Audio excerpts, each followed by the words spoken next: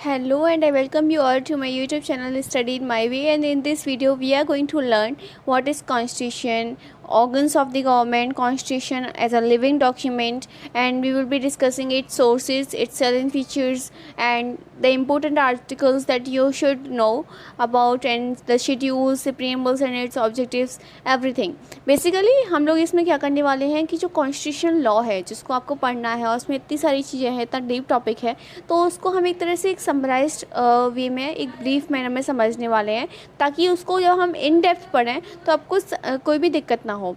और ये हेल्पफुल रहेगा उन सभी न्यू स्टूडेंट्स के लिए जो लॉ के साथ आप इंटरेक्ट करने लगे हैं, जो लॉ को आप जिन्होंने पढ़ना शुरू किया है, तो उनको बहुत ही कहते हैं कि जिनकी नींव मजबूत होती है उनको चीज़ें समझना आसान हो जाता है। तो let's start. What is constitution? A constitution means a document having a special legal sanctity which sets out the framework and principal functions of the government. जो कॉन्स्टिट्यूशन होता है किसी भी कंट्री का, वो आपको एक बेसिक आइडिया देता है कि जो पॉलिटिकल सिस्टम है उसका बेसिक स्ट्रक्चर क्या है, जिसके अंतर्गत वो लोगों को गवर्न कर रहा है, जो वहाँ की जनता है वो उनको किस बेसिक स्ट्रक्चर के अंदर उनको गवर्न किया जा रहा है। जो कॉन्स्टिट्यूशन, जो संविधान होता है, वो आपको जो मेन ऑर्गन्स होते हैं स्टेट के उनको डिफ़ाइन करता है, उनकी पावर्स को डिफ़ाइन करता है, उनकी जो रिस्पॉन्सिबिलिटीज़ हैं उनको डिमार्केट करता है और रेगुलेट करता है, उनकी जो रिलेशनशिप्स हैं एक दूसरे के साथ ही साथ जो जनता है वहाँ की उन लोगों के साथ। It is the supreme and fundamental law of the land which reflect people's faith and aspirations. Okay, और जैसे कि आपको पता है कि प्रियम्बल में भी सबसे इनिशियल वर्ड्स होते हैं वो होते हैं we the people of India. We the people of India, Bharat के हम नागरिक जिन्होंने अडॉप्ट किया है संविधान को, जिन्होंने इनेक्ट किया है संविधान को। Now what are the organs of the government? See, basically there are three main organs of the government of a country. पहला होता है लेजिस्लेचर, दूसरा होता है executive and third one is judiciary. Legislature का काम होता है कोई भी कानून बनाना, उसको अमेंड करना और साथ में उसको रिपील करना। एग्जीक्यूटिव की अगर हम बात करें तो उसका काम होता है उन कानून का इम्प्लीमेंट कराना, एग्जीक्यूट कराना और एडमिनिस्टर कराना लॉज को। अगर हम जुडिशरी की बात करें तो उसका मेन जो फंक्शन होता है वो होता है इंटरप्रेट करना और इन्फोर्स करना लॉज को, कानून को इंटरप्रेट करना और उसको इन्फोर्स करना, ताकि उन जो जस्टिस है उसको एडमिनिस्टर किया जा सके। अगर हम ये तीनों ऑर्गन्स की बात करें, ठीक है, तो ये प्रिंसिपल ऑर्गन्स होते हैं किसी भी गवर्नमेंट के, कि जो एक देश का, जो कंट्री का जो गवर्नमेंट होता है उसके ये तीन प्रिंसिपल ऑर्गन्स होते हैं।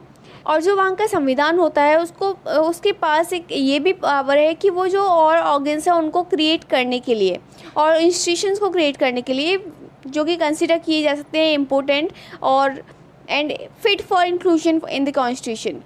एग्जाम्पल के लिए बात करते हैं, जो भारत का संविधान है वो प्रोवाइड करता है कि वो सेटअप कर सकता है a finance commission for the settlement of distribution, जो रेवेन्यू का डिस्ट्रीब्यूशन होता है सेंटर और स्टेट के बीच में as a whole and between the state and inter se. Now जो गवर्नमेंट ऑर्गन्स होते हैं they owe their origin to the constitution and drive their authority from and discharge their responsibilities within the framework of the constitution. None of the organs is sovereign. आपको ये चीज़ समझनी होगी कि कोई भी जो ऑर्गन होता है वो, यानी कि लेजिस्लेचर, एग्जीक्यूटिव और जुडिशरी, वो कोई भी सोवरेन नहीं होता है।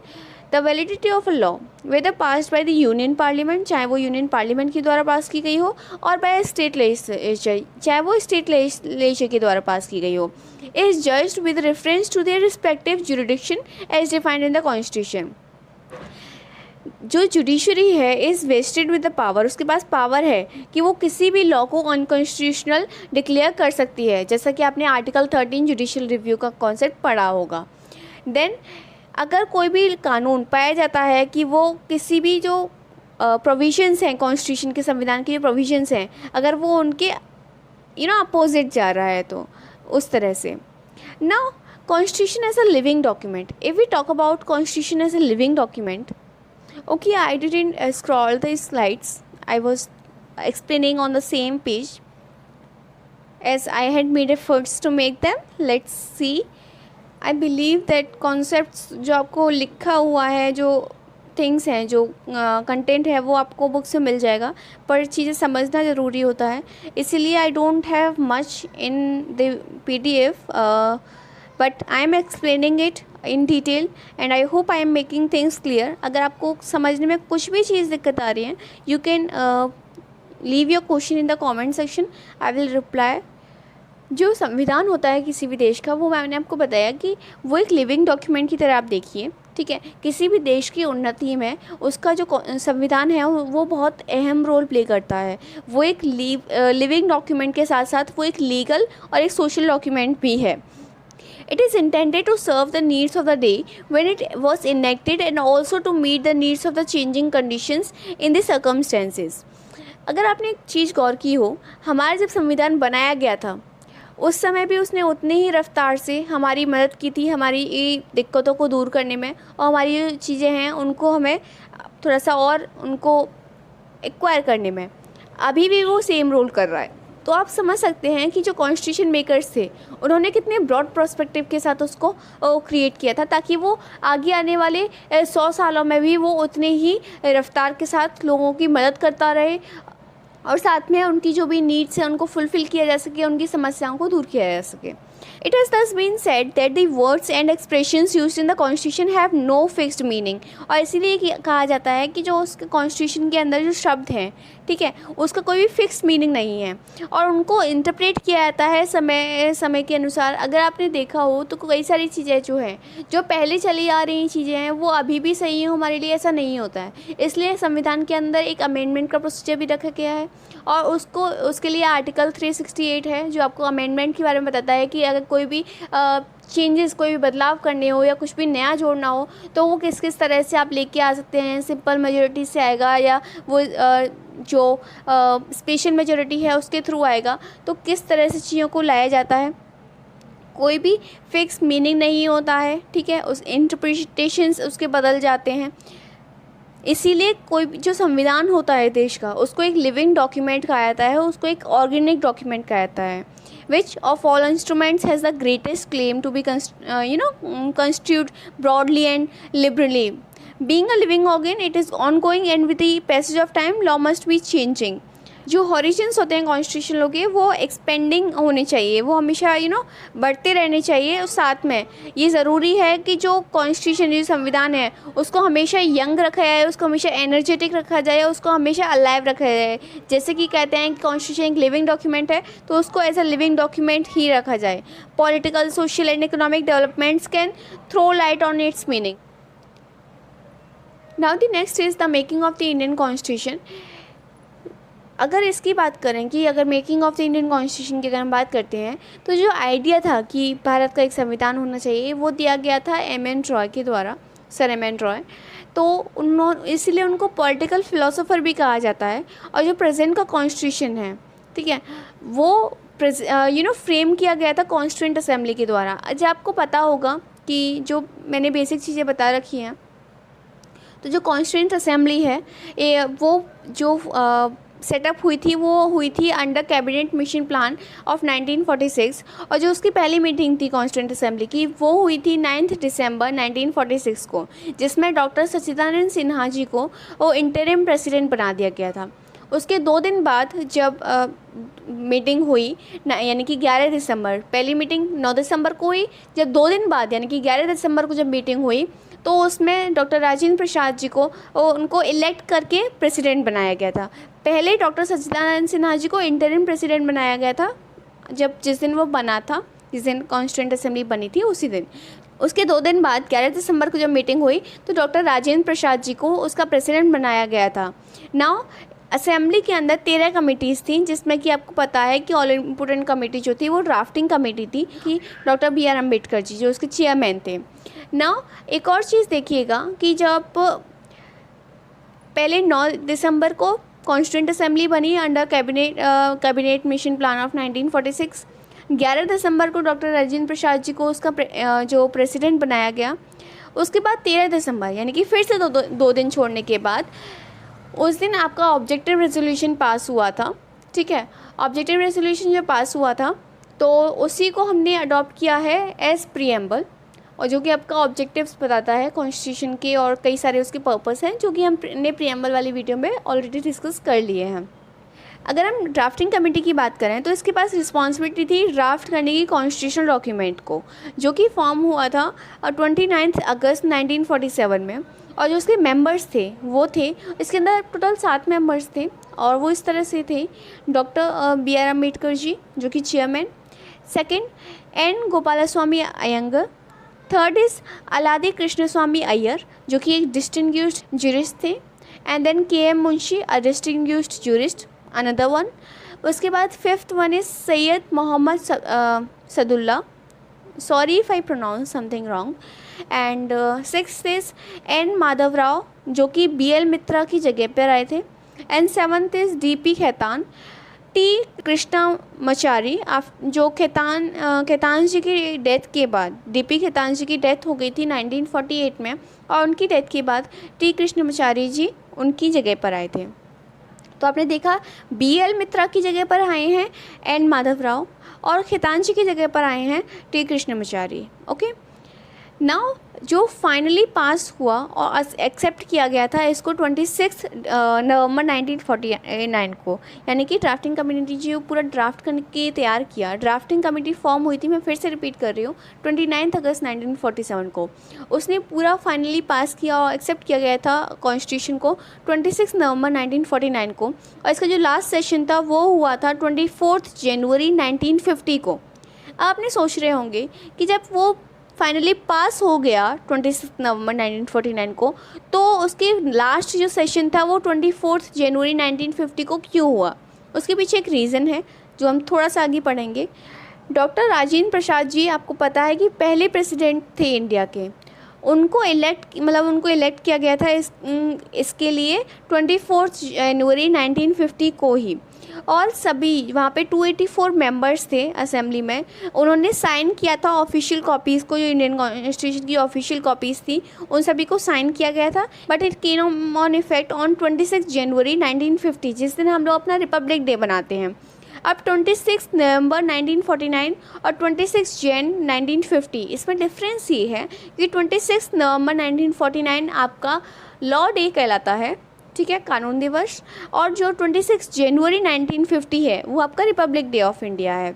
Although the constitution was ready, जैसा कि आप जानते हैं कि जो कॉन्स्टिट्यूशन है वो रेडी हो चुका था 26 नवंबर 1949 को, बट उसको 2 महीने डिले किया गया, ठीक है।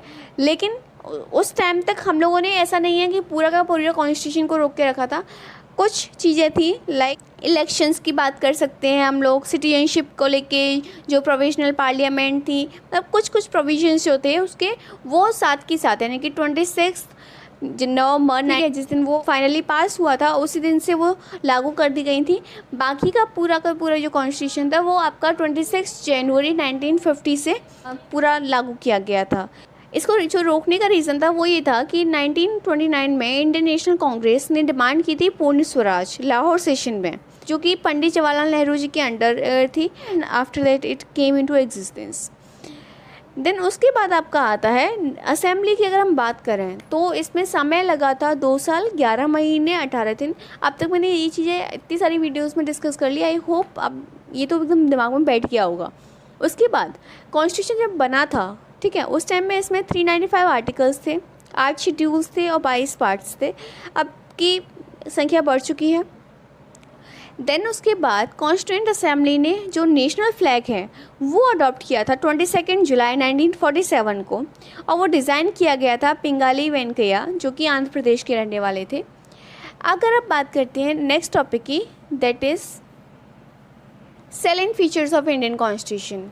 सी I had already discussed this in very detail. मैंने कई सारे पॉइंट्स इसमें डिस्कस कर लिए हैं ऑलरेडी अपनी रीसेंट वीडियो में, ठीक है। तो मैं आपका उसका लिंक जो है वो आपके लिए डिस्क्रिप्शन बॉक्स में डाल दूँगी, सो दैट आप वहाँ से समझ सकते हैं। Next is bag of borrowing. हमने कई सारे जो फीचर्स हैं कॉन्स्टिट्यूशन के वो बोरो किए हैं, ठीक है, लेकिन आप इस तरह से ना देख के आप ये कहिए कि बैग ऑफ बोरोइंग। तो एक तरह से अगर मैं हिंदी में बिल्कुल अगर आपको बोलने पे आऊँ तो बैग यानी कि बैग जो होता है हिंदी में बोलते हैं बस्ता, ठीक है, बैग, एंड देन बोरोइंग यानी कि उधार लेना या फिर किसी से ले मतलब जब हम चीज़ें बोरो करते हैं। तो इसका मतलब तो ये हो गया कि बस हम लोग एक बैग लेके निकले और जो जो हम चाहिए था हम लोगों ने अलग अलग कंट्री से ले लिया। और कई लोग इसको ना बड़े ही क्रिटिसाइज वाले मैनर में देखते हैं, जबकि ऐसा नहीं है। वी रिस्पेक्ट कॉन्स्टिट्यूशन मेकर्स, और एक उनके लिए इतनी ह्यूज रिस्पेक्ट होनी चाहिए कि इतने सालों पहले बनाया हुआ संविधान और इतनी ही स्मूथली, इतने प्यारे तरीके से हमारे देश को आज तक एक सुप्रीम लॉ बन के है। उसका रीज़न यही है कि उन्होंने एक ब्रॉड माइंड के साथ उस चीज़ को तब सोचा था, जिसकी वजह से वो हमें आज भी फ़ायदा देता है।